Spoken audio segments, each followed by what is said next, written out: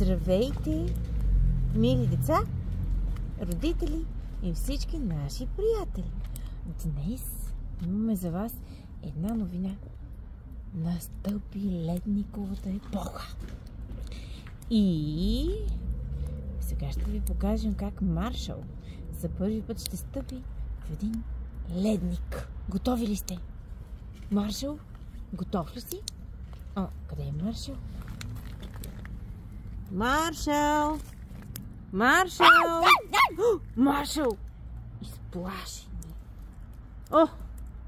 Аз реших, че си снежен човек. А ти си бил Маршал? Да. Маршал, сега покажи на децата и всички други наши приятели един ледник. Хей! Това е. Ама, че забава. Той пък ледника се оказа малко като бързалка. Така ли се случи? Маршал! Къде си? О! Маршал отново ме изплаши.